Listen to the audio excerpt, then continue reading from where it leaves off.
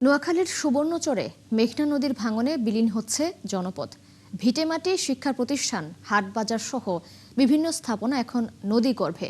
ভুক্তভোগীদের অভিযোগ, বারবার আশ্বাস দিয়েও ভাঙন রোধে কেউ কার্যকরী কোনো উদ্যোগ গ্রহণ করেনি। বর্ষার আগে কোনো পদক্ষেপ না নিলে শেষ সম্বলও হারিয়ে ফেলার আশঙ্কায় অনেক পরিবার। মিজানুর রহমানের তথ্য, জয় ভুইয়ার ছবিতে প্রতিবেদন। নোয়াখালীর সুবর্ণচরের কাটাখালী ঘাটের বাসিন্দা ষাটোর্ধ্ব লোকমান হোসেন। মেঘনা নদীর পাড়ি ছিল তার বসত ভিটা। 4 বছর আগে ভাঙনে হারিয়েছেন সবকিছু, কিন্তু এখনো নদীর দিকে তাকিয়ে ভাবেন সেই বাড়ির কথা। সৈয়দপুর মাদ্রাসা আছিল, স্কুল আছে, বাজার আছিল, হিয়ার পরে হিয়ার দইনে বসার বাজার আছিল, এটি সব ভাঙ্গি চুরি সব এমনি চলে এসেছে। নোয়াখালীর সবখানেই এখন চলছে নদীর ভাঙা গড়ার খেলা। শত শত বসতবাড়ি, স্কুল, মাদ্রাসা, বাজারগুলো ভাঙনে বিলীন হচ্ছে। তীব্র ভাঙনে সুবর্ণচর উপজেলার অন্তত 10টি এলাকা নদীতে বিলীন হয়েছে, যে গ্রামগুলোর কোনো চিহ্নই এখন নেই। 3 থেকে 4 বার নদী ভাঙনের শিকার মানুষগুলো সামনের বর্ষা নিয়ে আতঙ্কে দিন পার করছেন।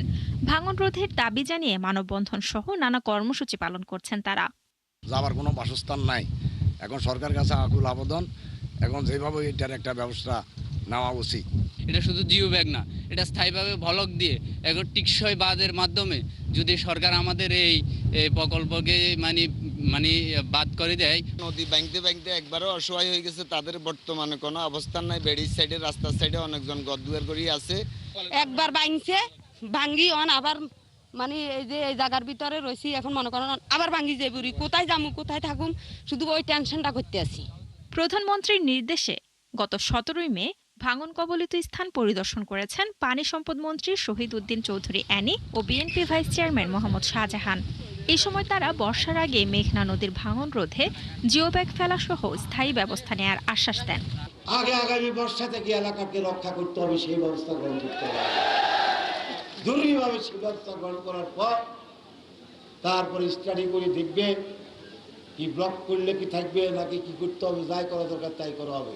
যেখানে যেটা খুব বেশি অতীব প্রয়োজন এই মুহূর্তে, সেখানে আমরা পার্মানেন্ট ওয়ার্ক হিসাবে আমরা কিছু ভাঙন প্রতিরোধের ব্যবস্থা গ্রহণ করব।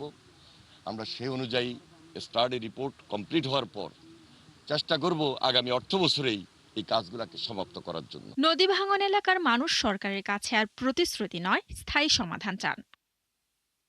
শান্তা ইসলাম, ৭১।